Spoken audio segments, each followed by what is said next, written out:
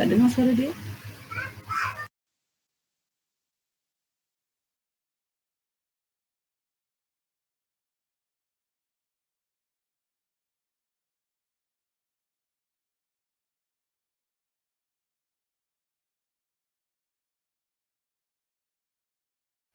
Dah cakap. Assalamualaikum cikgu. Assalamualaikum semua. Waalaikumsalam warahmatullahi wabarakatuh. wabarakatuh.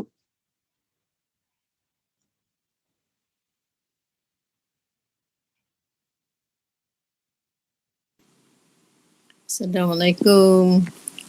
Waalaikumsalam warahmatullahi wabarakatuh.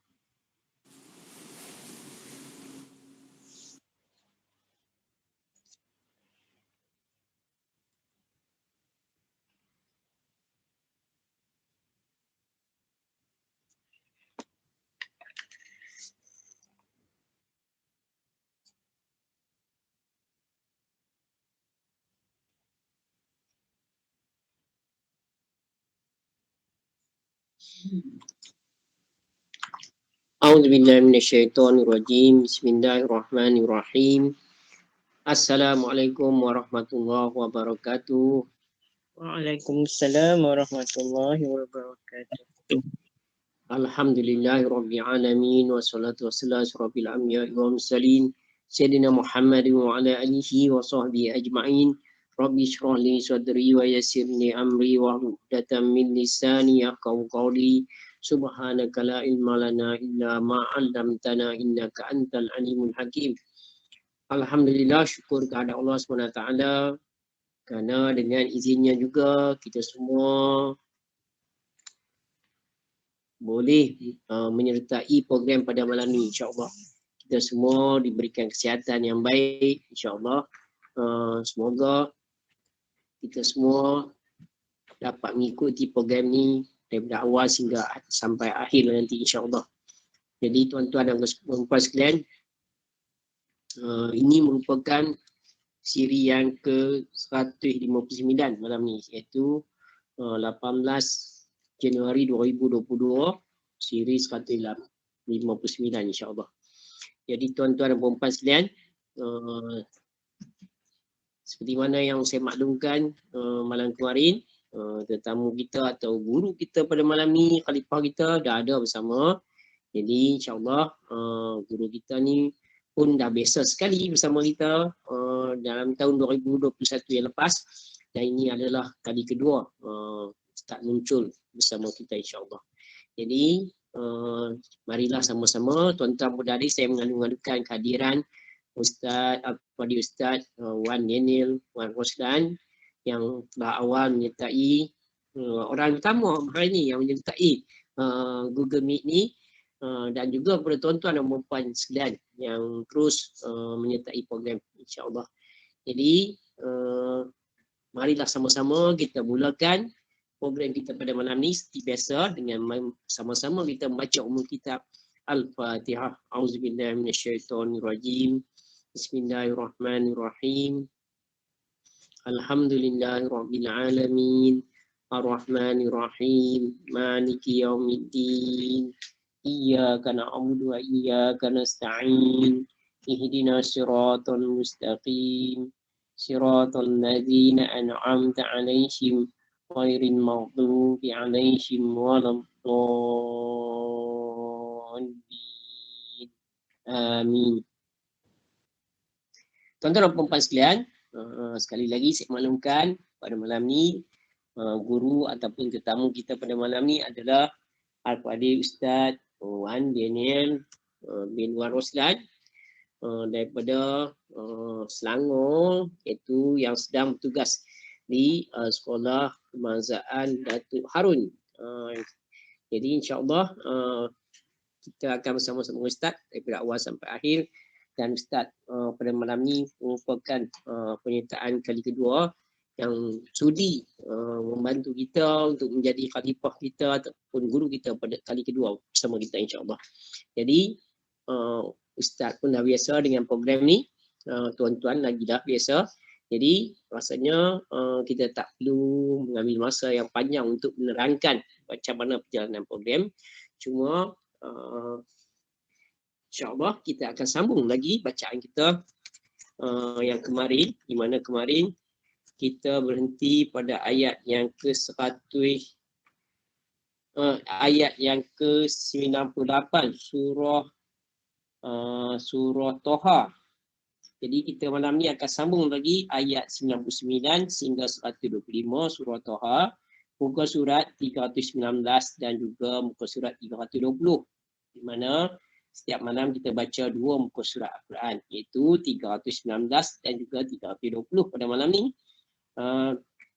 InsyaAllah kita akan baca, Ustaz akan memperdengarkan bacaan seperti mana Khalifah bacaan Yasin, Ustaz baca, dan kita akan ikut sama-sama di rumah masing-masing insya-Allah. Jadi bagi tuan-tuan yang berada di luar, tak memegang masal Al-Quran, boleh tengok pada skrin. Saya akan tayangkan ayat-ayat yang berkenaan untuk tuan-tuan baca. Bagi yang ada masal Al-Quran boleh buka dan ikut sama membaca insya-Allah. Seterusnya kita akan mendengar tazkirah yang akan disampaikan oleh Ustaz. Itu selesai saja baca Al-Quran, Ustaz, saya mohon kepada Ustaz Daniel untuk terus saja memberikan tazkirah insya-Allah. Selepas tu kita akan berikan tuan-tuan peluang untuk berinteraksi dengan Ustaz insya-Allah. Itulah kandungan program kita yang kita adakan setiap malam. Alhamdulillah, sehingga kita dah sekarang mencecah siri yang ke-159, bermakna kita dah lebih daripada separuh daripada Al-Quran kita baca setiap malam 2 muka surat insya-Allah. Jadi tanpa melengahkan masa lagi, tuan-tuan, saya dengan ini mempersilakan Al-Fadhil Ustaz Wan Daniel untuk meneruskan program kita pada malam ni. Dengan segala hormatnya, silakan. Bismillahirrahmanirrahim. Assalamualaikum warahmatullahi wabarakatuh. Alhamdulillah, terima kasih diucapkan kepada Cikgu Rahim yang dikasihi, yang dirahmati oleh Allah Subhanahu Wa Taala, dan para jemaah semua. InsyaAllah pada malam ini kita akan sambung membaca surah Taha ayat 99 sampai 125 insyaAllah.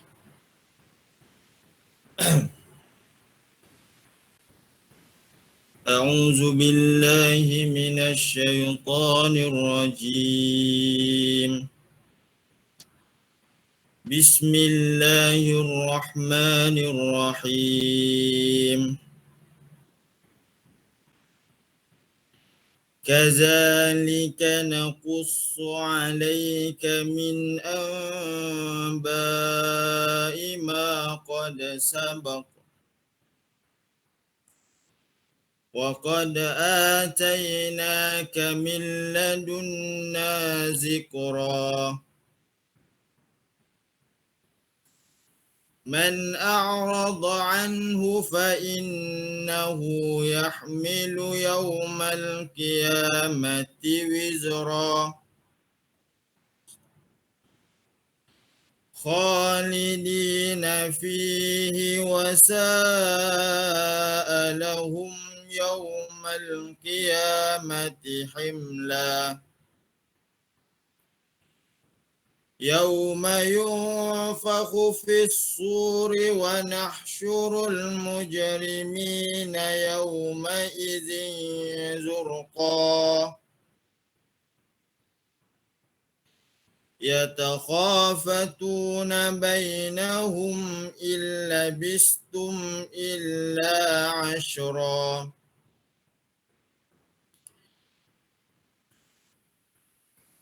Nahnu a'lamu bima yaqulu idh yaqulu amsaluhum tariqatan illa bistum illa yawma. Wa yas'alunaka 'anil jibali faqul yansifuha rabbi nasfa. فيذرها قاعا صفصفا لا ترى فيها عوجا ولا أمتا يومئذ يتبعون الداعي لا عوج له وخشعت الأصوات للرحمن فلا تسمع إلا همسا يومئذ لا تنفع الشفاعة إلا من أذن له الرحمن ورضي له قولا يعلم ما بين أيديهم وما خلفهم ولا يحيطون به علما وعنت الوجوه للحي القيوم وقد خاب من حمل ظلما ومن يعمل من الصالحات وهو مؤمن فلا يخاف ظلما ولا هضما وكذلك أنزلناه قرآنا عربيا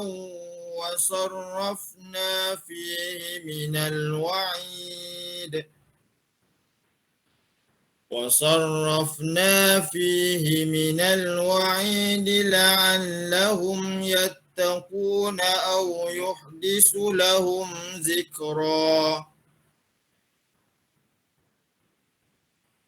فتعالى الله الملك الحق ولا تعجل بالقرآن من قبل أن يقضى إليك وحيه وقل رب زدني علما ولقد عهدنا إلى آدم من قبل فنسي ولم نجد له عزما وإذ قلنا للملائكة اسجدوا لآدم فسجدوا إلا إبليس أبى فقلنا يا آدم إن هذا عدو لك ولزوجك فلا يخرجنكما من الجنة فتشقى إن لك ألا تجوع فيها ولا تعرى وأنك لا تظمأ فيها ولا تضحى فوسوس إليه الشيطان قال يا آدم هل أدلك على شجرة الخلد وملك لا يبلى فأكلا منها فبدت لهما سوآتهما وطفقا يخصفان عليهما من ورق الجنة وعصى آدم ربه فغوى ثم اجتباه ربه فتاب عليه وهدى قال اهبطا منها جميعا بعضكم لبعض عدو فإما يأتينكم مني هدى فمن اتبع هداي فلا يضل ولا يشقى ومن أعرض عن ذكري فإن له معيشة ضنكا ونحشره يوم القيامة أعمى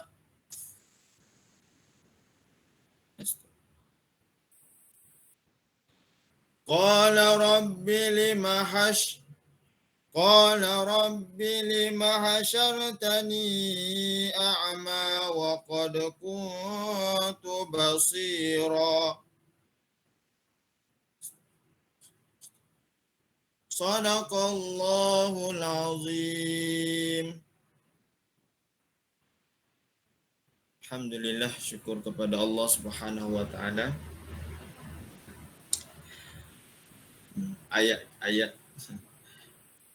Ayat kita sampai di hujung soal jawab kan. Allahu akbar. Alhamdulillah, syukur kepada Allah Subhanahu wa taala. Yang pertama, saya mengucapkan ribuan terima kasih kepada Cikgu Rahim kerana menjemput saya pada malam ini. Alhamdulillah. Sebenarnya tak adalah ustaz sangat.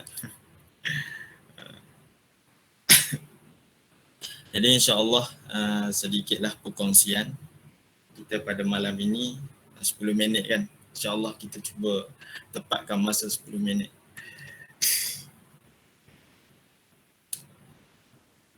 Bismillahirrahmanirrahim. Allahumma salli ala Sayyidina Muhammad wa ala ali Sayyidina Muhammad. Sebenarnya kita cuba ambil satu kisah dan kita cuba relatekan kisah ini dengan kehidupan kita. Pernah satu kejadian berlaku kepada seorang hamba Allah, seorang lelaki. Ini cerita yang direka, yang dibuat. Pernah berlaku kepada seorang hamba Allah, seorang lelaki ataupun seorang perempuan, dia aksiden. Apabila aksiden berlaku hilang ingatan, maka hilanglah semua segala apa yang dia pernah alami sebelum-sebelum ini. Seperti adanya suami, adanya isteri, adanya anak-anak, adanya harta, adanya pekerjaan. Perasaan cinta dia kepada isterinya, perasaan cinta kepada anak-anak, semua hilang. Maka apabila dia aksiden, hilang ingatan, lalu dia dibawa ke hospital untuk dirawat. Apabila dirawat, doktor pun bagi tahulah kat dia, kamu ini ada isteri, kamu ini ada anak, kamu ini ada keluarga kan. Jadi dia pun tanya, mana bukti? Mana bukti yang mengatakan saya ada semua itu? Lalu doktor pun datangkan bukti. Maka doktor datangkan bukti, doktor cakap ini bukti yang menunjukkan kamu sebenarnya kamu ini sudah ada keluarga. Bukti apa? Bukti gambar, bukti gambar mak dia, ayah dia, ataupun adik dia, ataupun isteri dia, ataupun anak dia. Jadi bila datang bukti bercerita sehinggalah dia ingat semula. Maka bila dia ingat semula, seronoklah dia. Dia pun ceritalah pula pada nurse. Dia pula yang cerita pada nurse, kata dia ada anak yang cantik, dia ada isteri, dia ada suami. Maka apa yang nak kita fahami di sini adalah kita ini sebenarnya rohani kita ini berasal daripada alam roh, alam arwah. Yang mana alam arwah ini kita sudah berbicara dengan Allah Subhanahu wa taala. Ayat-ayat Al-Quran, kecuali ayat-ayat hukum lah, itu adalah kalamullah, kalam yang kita berbicara dengan Allah. Begitu juga kita hidup pada alam arwah ini adalah kita hidup dalam keadaan sentiasa musyahadah, memandang Allah, dan dalam keadaan sentiasa berzikir mengingati Allah Subhanahu wa taala. Maksudnya perasaan cinta kita kepada Allah, perasaan kita bersama dengan Allah itu sentiasa memang sudah ada dalam diri kita. Cuma apabila kita berjanji dengan Allah, kita sanggup menerima ujian Allah, kita diturunkan ke dunia, ke bumi, kita mengalami satu proses sehingga menyebabkan kita lupa kepada Allah. Sehingga kita sudah tidak ingat lagi macam mana perasaan cinta kita kepada Allah yang dulu kita pernah rasa. Kita sudah tidak ingat lagi perasaan asyik kita, rindu kita kepada Allah yang mana dulu perasaan itu memang ada dalam diri kita. Cuma lupa kita itu bukan lupa yang dari dulu, tidak. Tetapi lupa yang baru. Maksudnya penyakit lupa yang baru datang dalam diri kita. Seperti mana seorang lelaki yang aksiden tadi. Maka bila kita lupa kepada Allah, kita tidak tahu jalan untuk kita datang dan jalan untuk kita kembali kepada Allah. Di atas sifat kasih sayang Allah Subhanahu wa taala, maka kita dihantar Rasulullah sallallahu alaihi wasallam, para nabi dan para rasul dengan tujuan satu adalah untuk menceritakan kembali bahawa kita dulu adalah hamba Allah yang sudah ingat kepada Allah, yang sentiasa cinta kepada Allah, yang sentiasa rindu kepada Allah, dan tiada perkataan kita dahulu hanyalah melainkan kenikmatan sentiasa memuji Allah Subhanahu wa taala. Itulah sahaja pekerjaan kita pada alam arwah. Maka Rasulullah datang melihat ke dalam jiwa kita yang sudah ditenggelami apabila rohani kita masuk ke dalam jasad. Kita ini rohani. Jasad ini hanyalah sarung sahaja. Sarung yang Allah berikan ketika kita hidup di dunia. Sebab itu bila kita meninggal, sarung ini perlu ditinggalkan di dunia. Apabila kita mati, rohani yang berjalan. Rohani kita yang berjalan. Daripada alam arwah masuk ke alam rahim, kemudian alam dunia, lepas tu masuk alam barzah, kepada alam akhirat, kembali kepada Allah. Maka rohani apabila masuk ke alam jasad, menyebabkan diri kita ini lupa kepada Allah. Kerana bila ke alam jasad, dia ada satu lagi dipanggil nafsu. Nafsu syahwat. Nafsu inilah yang mengawal. Nafsu ini berada di alam jasad, berada di jasad kita. Kalau nafsu kita kuat, maka rohani kita lemah. Bila rohani kuat, nafsu kita akan dikuasai oleh rohani. Kalau nafsu kuat, nafsu akan menguasai rohani. Maka bila kita dikuasai oleh nafsu, kita tidak dapat merasai, melihat kembali perasaan yang kita pernah rasa dahulu hidup kita dengan Allah Subhanahu wa taala. Makanya datangnya Rasulullah sallallahu alaihi wasallam menceritakan kepada kita. Apabila Rasulullah ceritakan kepada kita bahawa kita ini hamba Allah, kita ada Tuhan yang dulu kita sentiasa memujinya, untuk membawa rohani kita kembali kepada Allah Subhanahu wa taala. Baik. Tapi kita minta bukti. Mana dalil yang mengatakan bahawa dulu aku beriman kepada Allah? Mana dalilnya bahawa dulu aku adanya Allah? Lalu diturunkan ayat Al-Quran. Diturunkan, diceritakan, keluarkan dalil-dalil Allah. Nabi ceritakan tentang ketauhidan. Nabi ceritakan dalam Al-Quran satu. Ayat yang jelas yang kita pernah berbicara dengan Allah adalah alastu bi rabbikum. Allah tanya kita, adakah kau kenal siapa aku? Qalu bala syahidna. Kita jawab bahawa aku bersaksi bahawa engkau adalah syahidna, adalah Allah. Kita bersaksi bahawa kita kenal Allah Subhanahu wa taala. Maka didatangkan dalil sehinggalah jelas dan yakin kita kepada Allah Subhanahu wa taala. Maka bila kita yakin, kita pun bolehlah bercerita tentang tauhid. Kita pula bercerita tentang Allah. Kita bercerita tentang Allah begini. Allah itu Rahman. Allah itu penyayang. Allah itu pemurah. Allah itu yang menjaga kita. Kita jangan risau. Hidup kita akan sentiasa dijaga oleh Allah. Kita pula yang bercerita. Tapi bila sampai satu masa doktor dia tengok kita ni dah makin sihat. Maka doktor kata, tuan ni dah sihat. Saya rasa tuan dah boleh balik ke rumah dah. Lalu apa kata kita? Doktor, saya rasa saya lebih seronok duduk di hospital. maka begitulah diri kita kalau andai kata kita masih lagi takut untuk kembali kepada Allah Subhanahu wa taala. Maksudnya apa? Maksudnya dia betul kita sudah mula pandai bercerita tentang Allah. Tetapi perasaan kita yang dulu yang pernah kita bercinta dengan Allah masih belum hadir dengan sempurna. Maka bila kita perasaan itu tidak ada, perasaan kerinduan, kecintaan itu tidak ada, maka kita takut untuk kembali kepada Allah Subhanahu wa taala. Maka tuan-tuan, para jemaah semua, sebab itulah kalau kita lihat waliyazubillahi min zalik, ada mayat tu putih pucat. Kerana apa?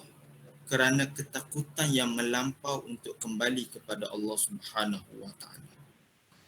Sebenarnya kalau kita datang perasaan cinta itu, yang mana perasaan itu memang sudah ada dalam diri kita. Perasaan inilah yang dilihat oleh para ulama yang hak sehingga mereka bersungguh berdakwah kepada kita untuk kembalikan kita kepada Allah. Jika perasaan itu kembali kepada kita, maka kita tidak akan sanggup menukarkan cinta yang sudah lama kita dengan Allah dengan cinta yang sementara yang hanya Allah berikan di atas dunia ini. Kita tak akan sanggup. Apabila kita dapat merasai akan cinta yang dulu, perasaan kita dahulu dengan Allah, pasti kita akan merasai betapa lazatnya kita membaca Al-Quran kerana itu kalam kita dengan Allah. Apabila kita dapat merasai kembali cinta kita yang dulu, pasti kita akan merasai betapa nikmatnya solat kita kerana itulah kerinduan kita kepada Allah. Solat kita adalah perjumpaan yang dikatakan Isra' dan Mi'raj itu adalah perjumpaan kekasih dengan kekasih. Begitulah solat. Samalah kita. Kita tak boleh nak Isra' Mi'raj. Maka kata ulama, solat itulah di antara kita meluahkan perasaan rindu kita dengan Allah Subhanahu wa taala. Jadi, macam mana kita nak kembalikan rohani kita? Kita nak rasa balik rohani kita. Kita dah dapat, okey, kita dah tahu begitu diri kita yang sebenarnya. Maka macam mana kita nak rasa kembali rohani kita itu supaya dihidupkan kembali, keluar daripada hijab. Perasaan cinta, rahmat, kasih sayang Allah itu sentiasa diberi, sentiasa melimpah, sentiasa. Cuma kita yang tak rasa rahmat Allah. Sebab itu bila datang sesuatu kejadian yang berlaku, kita rasa bebanan. Sebab kita tak rasa itu adalah kasih sayang Allah. Kenapa kita tak rasa? Sebab kemungkinan kita itu berada dalam bangunan. Contohnya begini, cahaya matahari itu sentiasa memancar cahaya. Tapi kenapa kita tak rasa panasnya matahari, cahaya matahari? Disebabkan kita berada dalam bangunan. Begitu juga hijab diri kita. Kenapa kita tak rasa cinta kasih sayang Allah? Kerana hijab diri kita, rohani kita terhijab sehingga kita tidak dapat merasainya. Maka kita perlu bangkitkan kembali rohani tersebut. Sedarkan. Maka sebab itu para ulama, ada ulama yang mengajarkan sentiasa berzikir. Ada yang berzikir dengan kuat. La ilaha illallah. Illallah disebutkan palu kepada hati. Kerana apa? Kerana supaya nak kejutkan. Hei rohani, bangun, bangun. Sekarang adalah masa untuk kamu bangun. Sudah cukup kamu larut dalam keadaan kamu cinta dengan dunia. Jangan kamu rendahkan rohani kamu sama seperti mana mereka yang tidak mendapat hidayah Allah. Lalu ulama mengajarkan zikir. La ilaha illallah. La ilaha illallah. Supaya rohani kita diingatkan bahawa kita ini ada Allah. Allah. Allah. Maka sebab itu ada ulama yang mengajar dengan zikir. Jadi rohani itu perlu dibangun. Apa cara untuk hidupkan rohani? Adalah dengan mengikuti segala apa jalan yang diajar oleh Rasulullah SAW. Akhir zaman kita ini tiada jalan lain melainkan kita kembali kepada Rasulullah.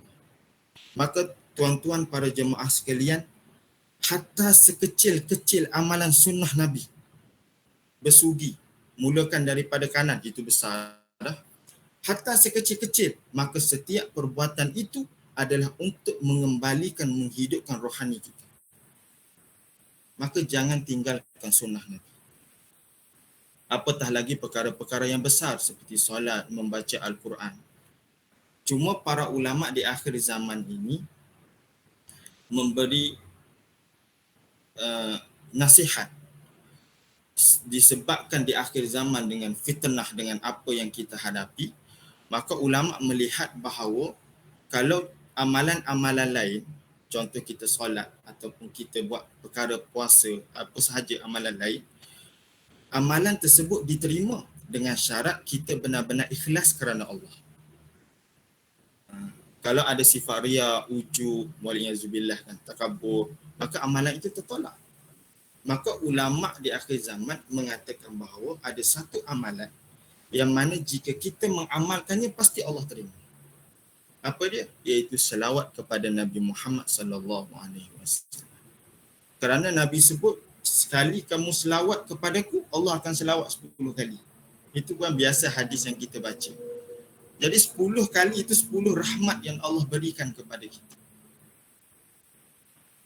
Jadi maksudnya itulah amalan yang kata ulama buat secara tak sengaja pun tetap Allah terima. Selawat secara tak sengaja. Apa-apa selawat, wallahu alam terpulanglah pada para jemaah semua. Apa-apa selawat pun boleh insya-Allah. Pendek ke panjang ke itu tidak ada masalah. Maka di akhir zaman ini kita perlu kembali kepada Allah Subhanahu wa taala. Di akhir zaman ini rohani kita perlu dihidupkan. Rohani kita ini perlu dihidupkan. Kalau rohani tidak hidup sampai bila pun kita dalam keadaan tidak nampak akan hikmah rahmat Allah Subhanahu wa taala. Segala dunia ini hari ini yang kita lihat bahawa orang Islam banyaknya dengan tangisan air mata, dengan ujian yang Allah berikan. Selagi mana manusia tidak kembali kepada Allah, ujian itu akan sentiasa datang sehingga manusia itu benar-benar kembali kepada Allah. Dan jika manusia itu tidak kembali, manusia tidak akan dapat melihat di sebalik rahmat. Kerana dulu kita kenal Allah ini yang bersifat dengan Ar-Rahman dan Allah ini bersifat dengan Ar-Rahim. Memang itulah sifat Allah dan kita mengenali itu. Dulu tidak ada sifat kemurkaan. Sebab tidak ada dosa. Mana ada dosa dulu? Sebab itulah nak kenal Allah adalah kenal di dunia ini paling sempurna. Ketika kita diturunkan ke alam dunia, turun sekali dengan satu sifat Allah. Sifat apa? Sifat Al-Ghaffar, sifat pemaaf. Di alam sana tidak ada sifat Al-Ghaffar. Bukan tidak ada. Tuhan tak boleh nak zahirkan sebab tidak ada maksiat. Tidak ada yang melakukan kesalahan. Tetapi ketika mana dizahirkan di dunia, akan ada orang yang melakukan kesalahan, maka adanya sifat keampunan Allah Subhanahu wa taala apabila manusia itu bertaubat kepada Allah Subhanahu wa taala. Alhamdulillah, kita ambil satu contoh pentingnya rohani dalam menghadapi apa-apa situasi. Contohnya begini. Biasanya kalau suami isteri ni dia akan sentiasa bergaduh kan. Suami isteri ni selalu bergaduh. Kenapa suami isteri itu selalu bergaduh? Sebab isteri ni biasanya dia akan berbicara dengan emosi. Dia banyak emosi dalam berbicara. Adapun suami pula, bila suami isteri berbicara, dia pula menerima dengan akal. Cuba bayang, emosi dengan akal. Dia tak masuk, dia tak ngam, dia tak memahami. Begitu juga dengan suami. Suami ini dia akan banyak berbicara dengan akal. Bila bicara dengan akal, emosi, perempuan pula menerima dengan emosi. Itu yang selalu duduk bergaduh. Jadi, macam mana kita nak buat? Maka di sini, emosi dan akal ini hanya boleh ditunduk dengan rohani, iaitu dengan akhlak yang terpuji. Kalau suami bicara dengan akal, maka isteri yang berakhlak dengan terpuji, maka barulah boleh tunduk akal suami. Kalau isteri bicara dengan nafsu, dengan emosi, suami yang berakhlak terpuji lah yang baru boleh menunduk. Di situ pentingnya rohani. Maka di situlah pentingnya rohani. Begitulah juga dengan apa yang berlaku pada kita tengok dengan keadaan sekeliling kita hari ini. Apa yang berlaku? Yang pertama, kalau kita bacalah apa yang timbul di dalam Facebook, apa yang kita lihat. Kalau kita baca dengan emosi, mungkin kita baca dengan kemarahan. Bila kita baca dengan kemarahan, tindakan kita pasti silap. Kadang-kadang laju kan. Laju kita menaik komen. Laju je satu-satu kejadian. Begitu juga kalau anda kata kita menerima dengan akal. pun sama. Dia akan berlakunya kesilapan. Maka di sini pentingnya untuk kita menerima dengan akhlak yang terpuji, dengan rohani. Rohani yang beriman kepada Allah. Rohani yang beriman kepada Allah ni nak bicara pun takut. Sebab Nabi kata, man yu'minu billah wal yaumil akhir, siapa yang beriman kepada Allah dan hari akhirat, falyakul khair aw liyasmut. Dia bercakap yang baik-baik atau dia. Jadi orang yang beriman tu jelas. Dia nak bagi pandangan, aku ni tak ada kat sini. Macam mana aku nak bagi pandangan tempat ni pun. Dia pun siapa aku tak kenal. Maka dia akan lebih berhati-hati. Maka di sini penting untuk kita memahami bahawa kita perlu kembali kepada Allah Subhanahu Wa Taala. Rasailah diri kita yang dulu pernah kita rasai. Hidupkan kembali rohani kita. Setiap amal ibadat kita fokuskan untuk mengembalikan rohani kita yang dulu asal kita, yang pernah beriman kepada Allah, yang pernah merasai akan cinta kepada Allah. Barulah bila kita dijemput oleh Allah Subhanahu Wa Taala, kita akan mudah untuk pergi. Kerana kita sudah lama rindu, perasaan itu sudah datang kembali. Perasaan itu sudah lama, ia lama ada, jadi bila dijemput, itulah menjadi kegembiraan bagi orang yang beriman. Wallahu a'lam, moga-moga kita diberi kefahaman, moga-moga rohani kita dikembalikan, rohani kita dihidupkan oleh Allah Subhanahu Wa Taala, kita dibersihkan hijab-hijab kita. Wallahu a'lam. Cukuplah Ustaz, saya rasa. Cukuplah cikgu. Alhamdulillah, subhanallah. Sangat tertarik saya dengan terkesima saya sekejap dengan apa tazkirah yang disampaikan oleh Fadil Ustaz Wan Daniel pada malam ni. Alhamdulillah, saya rasa tuan-tuan dan puan pun semua tersentuh dengan apa yang disampaikan pada malam ni. Jadi terima kasih diucapkan kepada Ustaz sekali lagi kerana sudi bersama-sama kami lagi pada malam ni, terusnya memperdengarkan bacaan Al-Quran tadi. Kami ikut bersama-sama membaca Al-Quran lagi pada malam ni 2 muka surat, menyambung bacaan yang kemarin, dan seterusnya mendengar tazkirah yang Ustaz sampaikan. Saya kira tazkirah yang disampaikan lebih kurang 20 minit, yang sangat padat, sangat tenang, yang boleh dipahami dengan mudah, insya-Allah. Jalan ceritanya yang merupakan satu cerita mengenai perjalanan rohani kita. Perjalanan rohani kita yang berjalan sekarang ni sebenarnya adalah rohani kita. Jasad kita nanti akan kalau sekarang ni dalam kehidupan kita berjalan di dunia, nanti apabila kita meninggalkan dunia ni, jasad kita akan ada di dalam kubur dan rohani kita akan berjalan, insya-Allah. Jadi daripada dalam rahim ibu, daripada alam roh rohani masuk ke dalam rahim ibu dan seterusnya keluar daripada rahim ibu kerana dilahirkan ke dunia, seperti Ustaz cerita, dan meneruskan perjalanan nanti sehingga berjumpa dengan Allah lagi Subhanahu Wa Taala, iaitu satu perjanjian yang mana kita dah lupa, di mana yang Ustaz sebutkan tadi, roh kita asalnya memang kita daripada syurga, yang mana kita menyaksikan bahawa Allah ada Tuhan kita, tetapi bila kita dilahirkan ke dunia, seperti mana cerita yang disebutkan tadi, kita lupa. Jadi dan kita diberikan petunjuk ataupun telah dibimbing ataupun Allah menghantar utusannya Nabi Muhammad SAW, dan juga seterusnya diikuti oleh para sahabat dalam memberikan menerangkan kepada kita kejadian asal kita dengan Al-Quran sebagai panduan hidup, insya-Allah. Dengan itu kita terpimpin balik di dunia ni, bagi yang sedar, bagi yang tak sedar, wallahu a'lam. Jadi kemudian kita akan kembali kepada Allah Subhanahu Wa Taala. Jadi bagi yang cintakan Allah, dia akan suka untuk kembali kepada Allah. Bagi yang tak sedar, sangat takut untuk kembali kepada Allah Subhanahu Wa Taala. Itu lebih kurang cerita yang saya rasa tuan-tuan semua pun dapat dengan jelas kerana penerangan yang disampaikan tadi sangat jelas, sangat tenang dan sangat seronok mendengar, insya-Allah. Jadi tuan-tuan dan puan sekalian, alhamdulillah penampilan kedua ni memang nampak lagi kematangan Ustaz Don kita ni, Ustaz Don pula dah, Ustaz Wan Daniel kita ni, nama pun macam tu juga, Don Daniel ni, Wan Daniel, memang sangat apa bermanfaat apa yang kita dapat malam ni.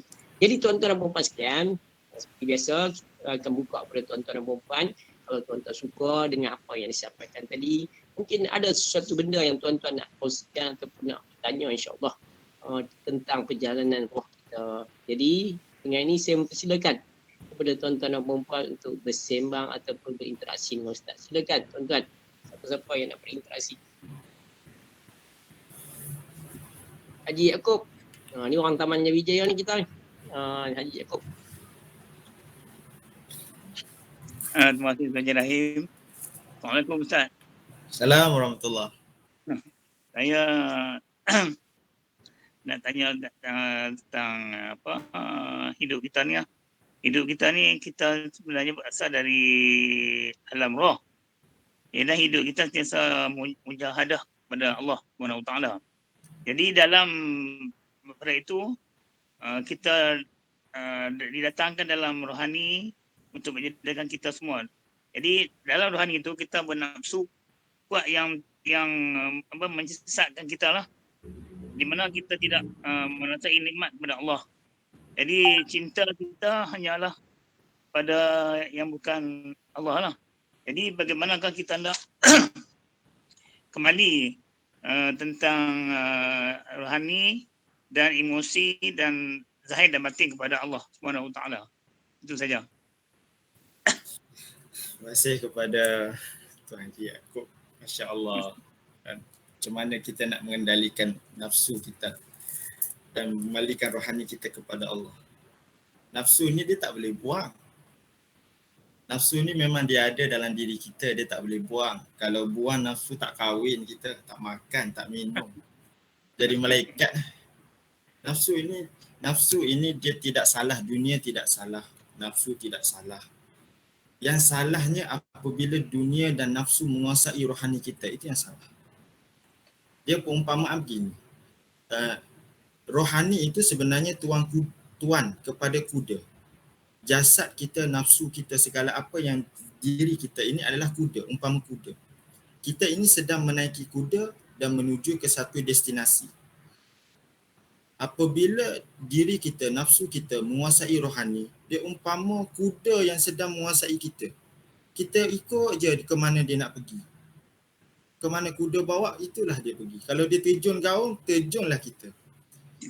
Maka rohani kita ini adalah penunggang kuda. Kita yang patut membawa nafsu itu kepada Allah. Cuma macam mana nak mengendalikan nafsu? Nafsu ini dia ada tuan dia. Kata ulama, nafsu ini umpama anjing. Kalau anjing tu gigit kita, kita halau sampai ke sudah, memang dia tak akan lari. Maka kita kena panggil tuan dia. Tuan dia larang, baru dia berhenti. Begitu juga nafsu. Nafsu ada tuan dia. Tuan dia siapa? Pemilik tuan dia adalah Allah. Hanya Allah yang boleh mengendalikan nafsu kita. Maka cuma para ulama ada mengajar kita seperti amalan-amalan puasa. Amalan puasa ini dapat melemahkan nafsu. Kerana apa amalan puasa dapat melemahkan nafsu? Kerana amalan puasa ini dia bila jasad kita ni lemah, sebenarnya rohani kita itu makin kuat. Sebab itulah Nabi Muhammad SAW menggalakkan kita puasa. Dan sebab itulah kita diarahkan untuk puasa sunat. Banyakkan puasa sunat. Sebenarnya puasa dari segi sains tu pembahasan sains lah. Tetapi kata ulama di antara amalan yang melemahkan nafsu adalah dengan perbanyakkan puasa. Sebab rohani jasad yang lemah, nafsu ni dia berada pada jasad. Bila jasad lemah, maka rohani itu dia akan kuat. Dia akan kuat. Sebab itu kalau kita ibadat ketika mana kita ibadat ketika di bulan Ramadan tu hebat. Kan? Kalau bulan di luar Ramadan tu, nak boleh khatam 30 juzuk tu boleh tahan juga tu. Malam mula Ramadan tu satu bulan tu sempat 30 juzuk. Subhanallah. Tapi kalau di luar daripada Ramadan tu, punyalah susah tu. Antara salah satunya adalah puasa. Tetapi walau bagaimanapun kita kena minta kepada Allah supaya Allah memberi kekuatan kepada rohani kita untuk kita dapat mengendalikan nafsu kita semua. Ibadah-ibadah lain pun sama. Cuma kita kena kenal sikit sifat nafsu ni. Kena kenal. Sifat nafsu ni kena kenal supaya kita tidak terpengaruh dengan bisikan nafsu. Nafsu ni dia tak jahat, cuma biasa begitulah. Dia lebih cenderung untuk mengajak kepada selain daripada Allah. Itu nafsu yang jahat. Dia ada tingkatan-tingkatan nafsu. Tapi kalau nafsu kita rohani makin kuat, rohani kita makin kuat, maka nafsu itu sudah dikuasai. Bila nafsu sudah dikuasai, maka ketika itu tidak perlu dikontrol lagi lah. Dia akan cenderung kepada Allah Subhanahu Wa Taala. Itu sebabnya ada ayat Quran tu nafsul mutmainnah. Ya ayyatuhan nafsul mutmainnah, irji'i ila rabbiki radiyatan mardiyah. Itu nafsu orang beriman. Apabila kita sudah beriman, dia akan cenderung sendiri kepada kebaikan. Cuma nak sampai kepada tahap mardiyah itu, tahap yang mutmainnah itu, kita perlu mujahadah. Banyakkan mujahadah kepada Allah Subhanahu Wa Taala. Cuma nafsu yang tidak sampai mutmainnah ini, dia lebih cenderung kepada menjauhi Allah. Hatta perkara kebaikan. Contohnya macam kita ada dua kerja, benda yang wajib, dua benda yang wajib. Satunya nak jaga mak ayah, wajib. Yang kedua, pergi mengaji fardu ain. Mengaji fardu ain lah. Fardu ain ni pun wajib. Dua benda yang wajib. Satu, kita nak pilih yang mana? Kita bertembung dua situasi. Maka kita tanya diri kita. Kalau bukan mutmainnah lah. Kalau bukan mutmainnah, ini nak cakap sifat nafsu. Kita tanya diri kita, ke mana kita suka? Kalau kita kata aku suka pergi mengaji, maka kata ulama tinggalkan mengaji, pergi jaga mak ayah. Kerana sifat nafsu itu memang dia akan membawa kita jauh daripada Allah. Walaupun benda itu kebaikan. Tapi kalau nafsu kata jaga mak ayah, kita pergi mengaji. Mengaji fardu ain lah. Kalau fardu kifayah tu memang kena dahulukan mak ayah lah. Mengaji yang fardu ain. Jadi nafsu tu memang dia akan cenderungkan kepada. Itu sifat dia. Memang itu sifat dia. Kecuali dia berada di kalangan mutmainnah. Apabila dia sudah sampai ke peringkat mutmainnah, dia sudah dikuasai oleh rohani, maka dia akan patuh dan taat kepada rohani. Maka di situlah sebab itu orang jadi bila sampai dia solat lagi, baca Quran lagi, dia jadi nikmat. Sebab nafsu mengikuti dia. Maka orang yang beriman, kita ini kalau ikut kita belajarkan, rukun agama tu ada 3, iman, Islam dan juga ihsan.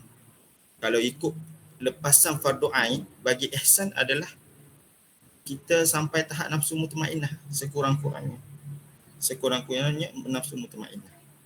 Kalau kita tidak berada di situ, maksudnya kita masih lagi, ialah nafsu ni dia jahat, dia bawa kepada perpecahan. Mungkin dia tu penuh dengan dendam, bersifat dengan syaitan ni dia lebih suka nak memuji, atau dia bersifat haiwani, dia lebih suka nak menang, jadi duk bergaduh. Itulah dia ada peringkat-peringkat nafsu. Itu panjang kita Tuan Haji kalau kita nak bahas satu-satu. Wallahu a'lam, moga-moga dapat difahami insya-Allah. Terima kasih. Sama. Agak menjawab soalan lah. Jawab. Rumit sikit tentang ni. InsyaAllah. Nanti boleh belajar dengan ustaz-ustaz di surau. Biasanya mereka pun lebih memahami. InsyaAllah. Sebab sama je. Kalau pegangan kita di sunnah wal jamaah sama je. Kat ustaz main surau pun memang kita boleh belajar. InsyaAllah. Okay, cikgu. Ya, tuan-tuan yang nak berinteraksi silakan. Amzarul. Bersedia ada Amzarul. Ada Amzarul. Satu bulan tu dah left lah. Tak ada lain dah. Oh, terlepas lah. Puan Supiah Mak Zirun. Silakan berinteraksi dengan Ustaz daripada Sungai Besar, Selangor. Oh, Selangor. Ya. Terima kasih Cikgu. Assalamualaikum Ustaz. Assalamualaikum warahmatullahi. Ini saya nak tanya berkenaan dengan wanita, keimanan Ya. seorang wanita. Dia ni rajin sembahyang, buat puasa semua. Tapi ada separuh wanita tu, kadang dia tak menutup aurat dengan sempurna. Macam mana caranya tu Ustaz? Itu je soalan saya. Terima kasih Ustaz. Sama. Ini biasa berlakukan dalam kalangan masyarakat.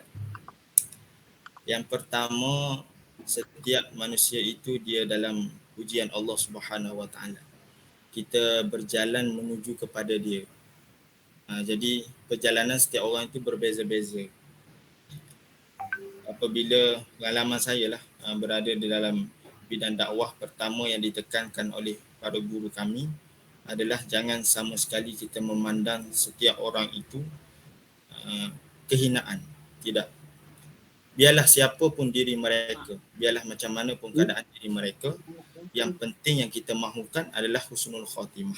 Khalas, betul. Apabila dia sudah mencapai husnul khatimah, selesai.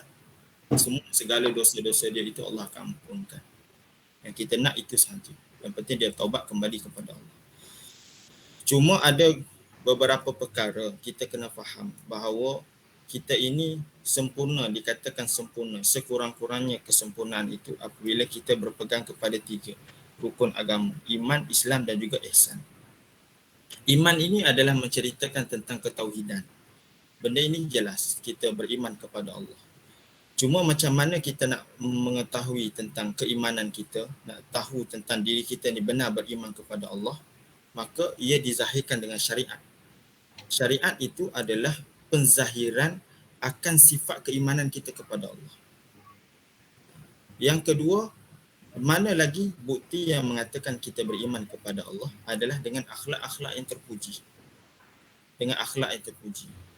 Jadi kalau ihsan satu lagi. Maksud ihsan ni kita melakukan amal ibadat dengan melihat Allah.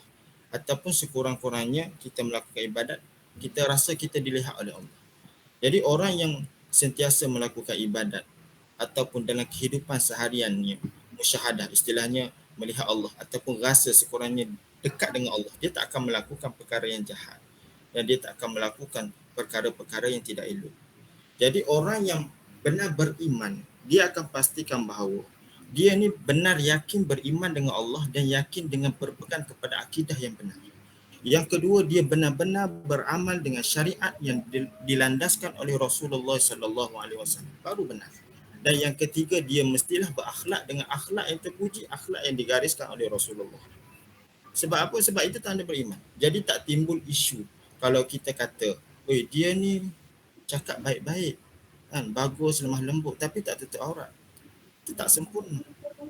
Maka di situ dia perlu ditekankan lagi, fardu ain, perlu belajar lagi. Ataupun kita kata, dia menutup aurat bagus pun, tapi mulut dia, ya Allah, sakit kita dengar. Itu pun belum sempurna, tak ada isu. Kalau kita benar-benar memahami dan mengikuti landasan pendidikan Islam yang digariskan oleh ulama dengan betul, maka tidak timbul isu.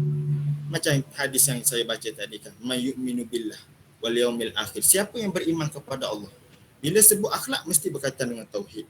Siapa beriman kepada Allah dan hari akhirat, dia akan cakap benda yang baik-baik atau dia diam. Maka orang yang benar dia beriman, dia sahih akidah dia amal benar-benar syariat dan dia berakhlak dengan akhlak yang terpuji, akhlak Rasulullah sallallahu alaihi wasallam. Cukup. Maka kalau tidak ada salah satu daripada 3 ini tak sempurna, maka sebenarnya dia belum lagi sempurna. Kena belajar lagi. Kena bagi tahu lagi kat dia. Ada lagi benda yang menggambarkan keimanan dia kepada Allah. Sebab itulah kita daripada kecil kita duk belajar sifat 20, lepas tu sambung lagi belajar tentang solat, tentang zakat, haji. Lepas tu kita belajar masa kecil tu dah belajar sifat mahmudah, sifat mazmumah, sifat yang terpuji, sifat yang kecil. Sebab apa? Sebab itulah garisan-garisan ulama.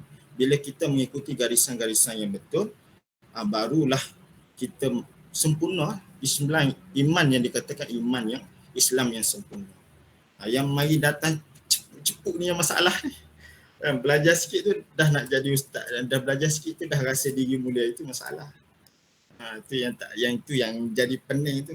Dah belajar sikit dah mula nak berkomen, nak bagi pandangan. Itu yang jadi problem tu. Jadi sebenarnya kita belajar fiqh ini, kita belajar suatu agama ini, agama Islam itu menjadikan kita hamba. Sifat hamba ni sifat yang rendah diri, bukan sifat yang kita merasa semua benda kita boleh nak komen, semua benda rasa kita mulia. Tak, sifat seorang hamba. Bersampadi, semakin berisi semakin tunduk. Itulah orang beriman. Wallahu a'lam, moga-moga menjawab soalan. Saya tak nak komen tentang dia tu, tetapi kalau kita fahami landasan tu, insya-Allah kita boleh faham. Boleh cikgu lagu tu?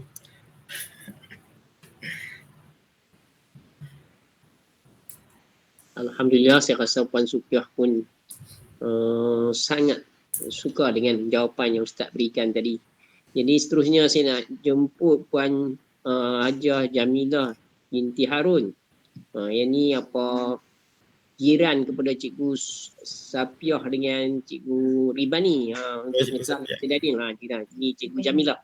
Cikgu Jamilah. Silakan Cikgu Hajah Jamilah. Hari ni tak ada soalan. Hari ni tak ada soalan. Hari ni sesi dengar je. Saya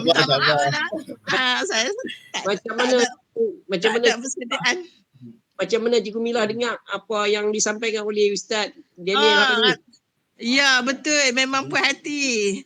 Apa yang Ustaz bagi semua saya dengar ni. Jadi memang puas hatilah jawapan-jawapan, penjelasan yang diberi oleh Ustaz malam ni. Alhamdulillah. Seterusnya Puan Hajah Sabiah daripada Parit Buntar. Terima kasih Tuan Haji Rahim. Assalamualaikum Ustaz. Assalamualaikum warahmatullahi. Ustaz, bagaimana perjalanan roh seseorang tu yang semasa hayatnya banyak melakukan maksiat dan tak sempat bertaubat, dah meninggal dunia? Waliyazumillah min zalik. Terima kasih Ustaz. Kita sebenarnya kita tak tahulah macam mana cerita Allah Subhanahu Wa Taala.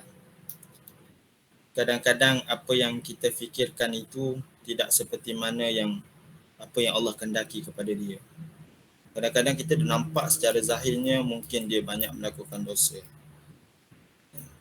Tetapi di akhir hayat hidup dia tu macam mana kita tak tahu. Dia macam ni. Allahumma salli ala sayyidina Muhammad. Guru saya pernah berpesan, jangan sekali-kali, saya sampaikanlah saja kepada jemaah semua, jangan sekali-kali kita memandang rendah kepada orang. Kalau kita kata orang yang mati pada hari Jumaat itu adalah orang yang mulia, kita kena tahu Rasulullah mati pada hari Isnin, bukan hari Jumaat. Kita kata, dia mati dan hari itu menunjukkan bahawa kita tidak boleh memandang. Yang kedua, kalau kita kata orang yang mati dalam keadaan tenang itu adalah orang bahagia, kata guru kami, Rasulullah mati dalam keadaan sangat tersiksa. Rasulullah menanggung segala dosa yang ada pada umat diletakkan pada Rasulullah. Kan ada satu kisah kan Rasulullah meninggal dunia. Rasulullah meninggal dunia, Rasulullah tanya, wahai malaikat, inikah mati? Lalu kata Rasulullah, kata malaikat, wahai Rasulullah, inilah yang paling lembut yang aku pernah buat untuk mencabut nyawa. Lalu kata Rasulullah, wahai malaikat, kalau beginilah keadaan dia, engkau datang ke semua kesakitan umat aku letak pada aku. Maksudnya kita ni yang meninggal ni, kita dah menerima, dah kurang dah. Rasulullah dah ambil banyak. Maksudnya Rasulullah mati dalam keadaan tersiksa. Jadi di sini kata ulama, kalau anda kata kita melihat orang yang mati dalam keadaan terseksa, ketahuilah mungkin itu sifat kasih sayang Allah yang ingin Allah hapuskan segala dosa dia. Maksud dia sebelum dia pergi last tu, Allah bagikan kesakitan. Biasalah kita kan kalau nak dah degil sangat, dah keras sangat, anak murid kita pukul, anak kita pun kita pukul kan. Itulah. Allah ini sifat dia Ar-Rahman. Susah nak cerita sifat Allah. Susah nak gambarkan sifat Allah. Tapi kata ulama, asal sifat Allah itu adalah Ar-Rahman. Yang menyebabkan Allah marah tu bukan sifat Allah marah tak. Marah tu disebabkan datang sesuatu benda yang menyebabkan Allah marah. Contoh kita buat benda jahat. Tuhan suruh buat macam ni, kita buat macam ni. Barulah Allah marah. Tapi kalau kita tak buat salah, Allah sayang je lah. Begitu. Jadi macam mana pun keadaan, sebab itulah di akhir zaman ini banyak ujian yang datang tanpa kita duga. Dan itu jelas dari hadis Nabi SAW.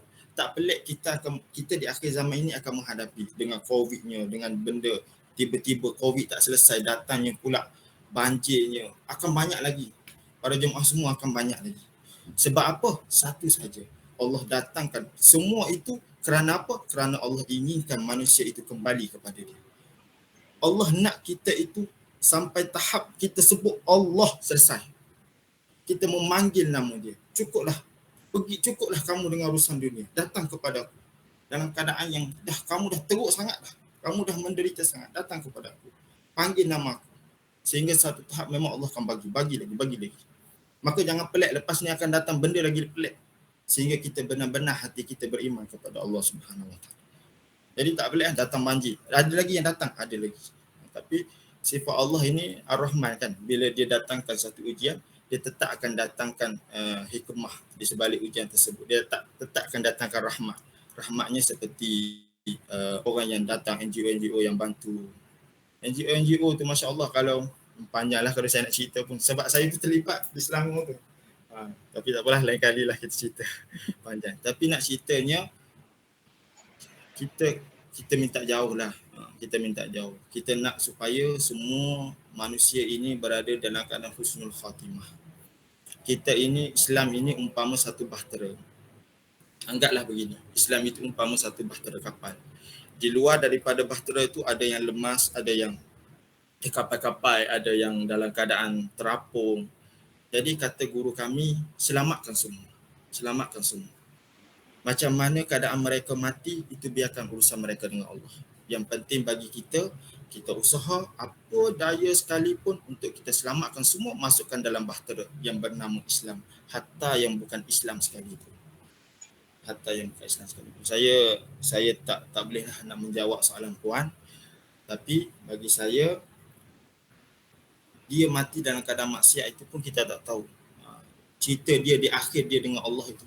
Kadang-kadang kita tersilap, kita pasti akan tersilap dalam menyangka sebab kita tidak tahu apa takdir Allah untuk dia. Mungkin di hujung dia tu husnul khatimah, kita tak tahu.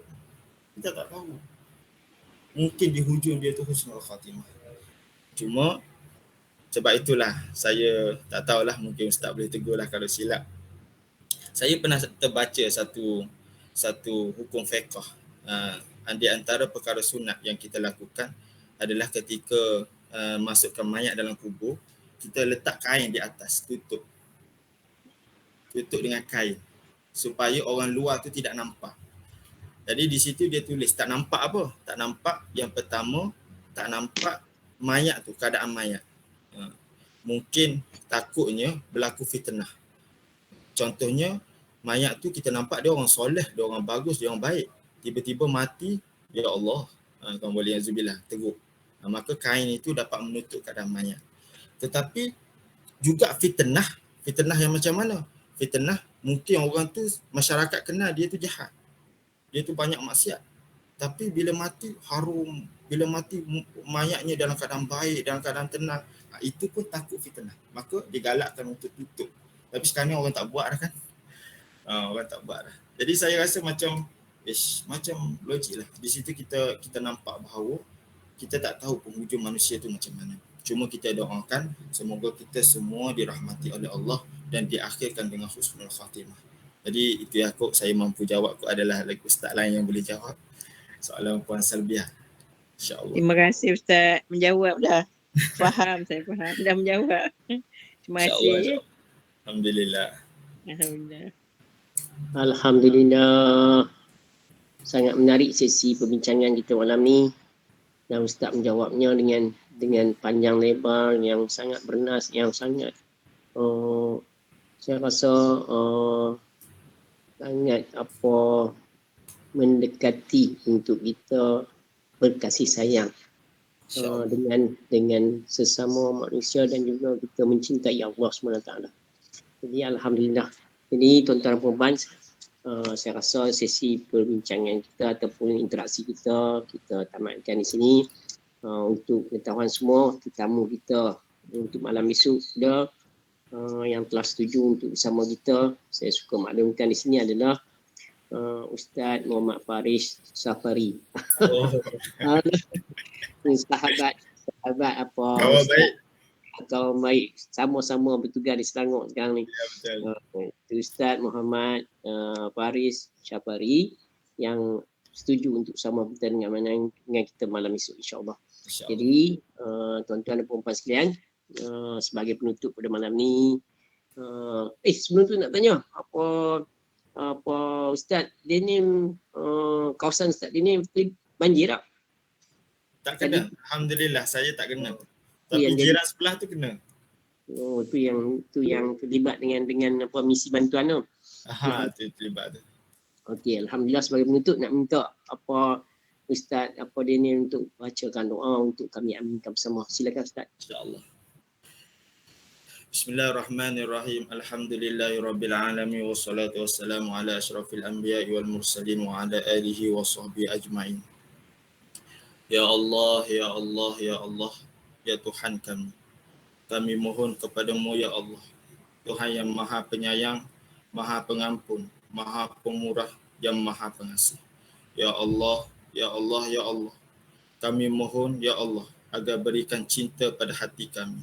Cinta kepadamu ya Allah, cinta kepada Rasul-Mu ya Allah, cinta kepada seluruh keluarga Nabi Muhammad sallallahu alaihi wasallam, cinta kepada para sahabat baginda dan cinta kepada orang soleh. Ya Allah, ya Allah, ya Allah. Kami mohon ya Allah, jangan kau beri kegelapan hati kami, menguasai hati kami sehingga hati kami tiada cahaya cinta. Ya Allah, kasihanilah kami dengan rahmat-Mu, dengan cinta-Mu ya agung. Ya Allah, ya Tuhan kami, hancurkanlah segala kegelapan batin kami. Tembuskanlah ya Allah segala hijab-hijab hati kami. Ya Allah, ya Tuhan kami, bukakanlah segala ikatan pada batin kami. Berikan batin kami, kerikatan batin kami kepada duniawi, ikatan kepada iblis ya Allah. Ya Allah, ya Tuhan kami, terbangkan rohani kami kepadamu ya Allah. Angkatlah rohani kami kepadamu ya Allah. Jadikan hati kami benar-benar cinta kepadamu ya Allah. Ya Allah, ya Allah, ya Allah. Sesungguhnya hati kami mahu mencintai-Mu, tetapi kadang-kala kami tewas dengan nafsu kami. Kami tewas dengan kejahatan batin kami. Jika Kau tak menolong kami ya Allah, kami tak dapat menewaskan kejahatan kami. Kaulah sebaik-baik penolong ya Allah. Ya Allah, ya Allah, bukakanlah hijab hati kami sehingga kami dapat melihat keindahan jamal-Mu, sehingga kami dapat melihat keindahan asma'-Mu. Ya Rahman, ya Rahim, ya Allah, ya Allah, ya Allah. Rabbana atina fid dunya hasanah wa fil akhirati hasanatan wa qina azaban nar. Wa sallallahu ala sayyidina Muhammad wa ala alihi wa sahbihi wa baraka wa sallam. Walhamdulillahi rabbil alamin. Taqabbalallahu minkum. Minna wa minkum taqabbal ya karim. Amin, amin, amin ya rabbal alamin. Alhamdulillah tuan-tuan dan puan-puan sekalian. Selesailah program kita pada malam ni. Saya ucapkan sekali lagi terima kasih kepada tuan-tuan dan puan-puan semua yang sudi terus bersama dengan program ni, dan juga bersyukur kepada Al-Fadhil Ustaz Wan Daniel dan yang sudi lagi bersama kita pada malam ni memberikan kita ilmu pada malam ini, insyaAllah. Jadi kita dapat jumpa pada malam esok dengan Ustaz Muhammad Faris Safari, insyaAllah. Jadi sama-samalah dengan baca doa khatam Al-Quran. Allahumma Muhammadil Quran waj'alhu lana إماما نورا وهدى ورحمة اللهم ذكرنا منه وما علمنا نسينا علمنا وعلمنا منه منه جاهلنا وارزقنا تلاوته آناء الليل وأطراف النهار واجعله لنا هدى يا يا رب العالمين. Wabillahi taufiq wal hidayah. Wassalamualaikum warahmatullahi wabarakatuh. Terima kasih Cikgu Rahim, Ustaz dan semua sahabat-sahabat. Assalamualaikum. Terima kasih Ustaz. Terima kasih Cikgu Rahim. Terima kasih semua. Assalamualaikum.